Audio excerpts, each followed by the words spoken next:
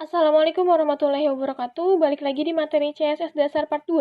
Kali ini kita akan bahas mengenai penggunaan CSS pada website. Oke, kita langsung buka web yang akan kita lihat ya, kalau tanpa CSS hasilnya seperti apa. Di sini saya akan coba untuk menonaktifkan 3 web, yaitu web3schools.com, kemudian webnya ui.ac.id, dan yang satunya lagi adalah instagram.com. Nah, ini kita bakal tahu nih ya nanti ya, ketika sebuah web tanpa CSS, maka tampilannya seperti apa. Oke, yang pertama saya akan coba webnya web3schools.com, kemudian kita akan lihat nih ya, tampilannya seperti apa. Nah, ini dia ya, kalau kita lihat tampilannya hanya ada HTML-nya saja. Di sini ada tulisannya aja, kemudian ada kotak inputannya. Nah, ini kemudian ada gambarnya. Kalau kita lihat dan ini menjadi web yang dipublikasikan, maka kurang menarik ya untuk dilihat ya gitu. Nah, makanya fungsinya dari CSS adalah membuat si tampilan website ini menjadi lebih enak dan menarik untuk dilihat gitu. Oke, kita balikan lagi nih si webnya web3schools.com seperti semula. Oke, sudah balik lagi. Kemudian yang kedua, saya ingin mencoba webnya ui.ac.id untuk dinonaktifkan CSS-nya. Kita akan tahu nih, ketika sebuah web universitas tidak ada CSS-nya, maka tampilannya seperti apa.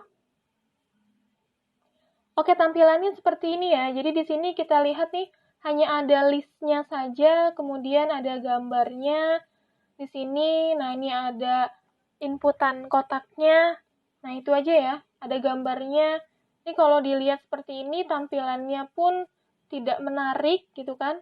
Nah, ini kita balikan lagi berarti ya ke tampilan awalnya. Oke, CSS saya aktifkan kembali. Di sini kita refresh dan kita lihat tadi tampilan awalnya.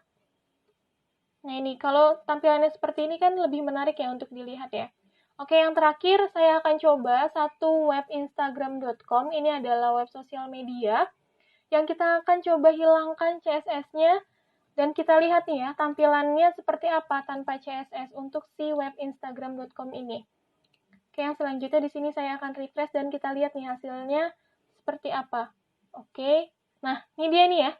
Jadi ketika instagram.com tanpa CSS, maka hasilnya adalah hanya ada gambar-gambar seperti ini saja nih. Nah, nih ya. Ini di sini ada tulisan, kemudian ada gambarnya, ada kotak inputannya tadi nih ya di sini nih. Oke, kita balikan lagi nih ya, web ini menjadi ada CSS-nya kembali gitu. Kita refresh lagi di sini. Oke, nah kita sudah mencoba 3 web untuk menonaktifkan si CSS-nya. Dan berarti kita dapat menyimpulkan bahwa si CSS-nya ini adalah yang membuat sebuah web ini menjadi menarik tampilannya. Nah, itu kenapa akhirnya kita harus mempelajari materi CSS dasar ini.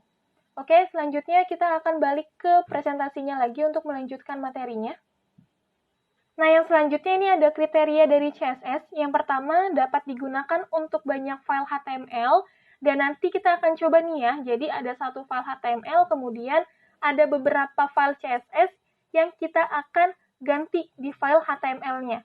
Oke, yang kedua, mudah diubah ketika file HTML ingin mengganti pelengkap dari kontennya, dan kemudian yang ketiga, membuat tampilan HTML menjadi lebih menarik. Tadi ya, kita sudah coba membuat tampilan HTML menjadi lebih menarik. Oke, di sini saya sudah memberikan contoh satu file HTML, kemudian juga ada file CSS-nya juga. Nah, kalau kita lihat di sini ya, di sini ada satu file namanya adalah coba.html, kemudian saya menambahkan link rel style sheet href coba.css. Nah, coba.css ini adalah nama file dari si CSS yang di bawah ini nih ya. Nah, di sini di body-nya saya menambahkan tag H1, kemudian tag div, dan tag P. Nah, saya mau menggantinya adalah yang tag P-nya saja di sini, dipanggil P, kemudian saya mengganti dengan warnanya menjadi biru, kemudian font size-nya atau ukuran font-nya menjadi 20 pixel.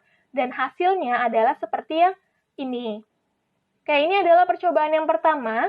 Ini CSS pertama, kemudian ini adalah HTML-nya nanti yang kita akan coba-coba ya. Oke, kita lanjut.